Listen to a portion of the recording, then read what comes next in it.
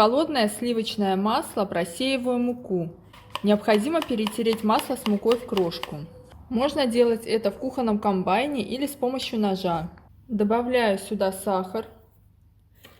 Сахар лучше брать мелкий, чтобы он лучше растворился.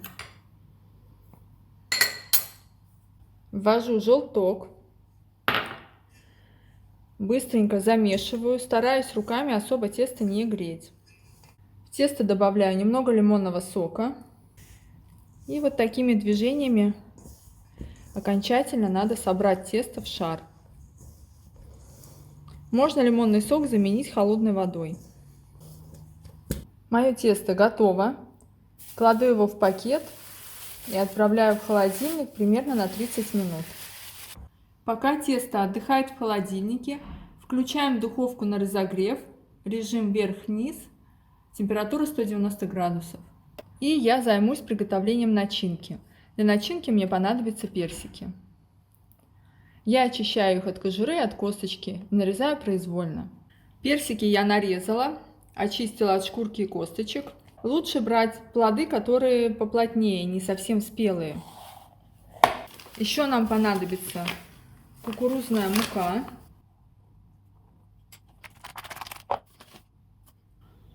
В начинку добавляю сахар и ванильный сахар.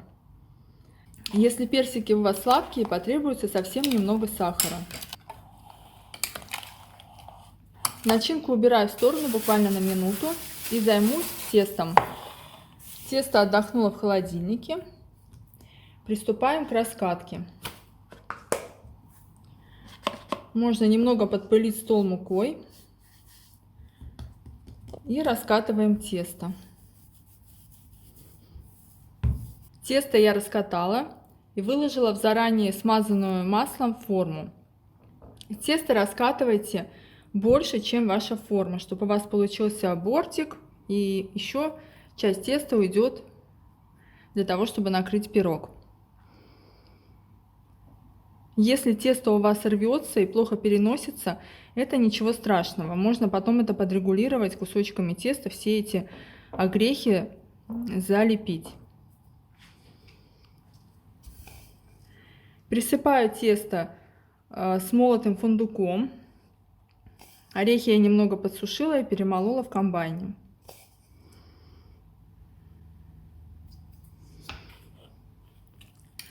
Выкладываю начинку.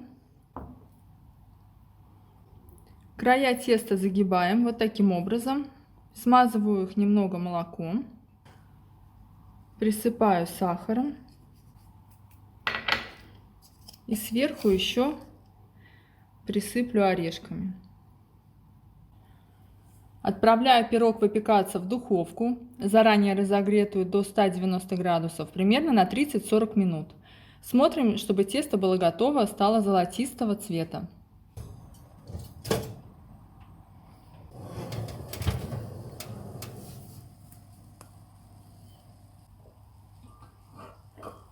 Пирог готов. Он выпекался 40 минут. Начинка получается сочной. Даем ему немного остыть и можно подавать к столу. Такой пирог можно приготовить с любой начинкой.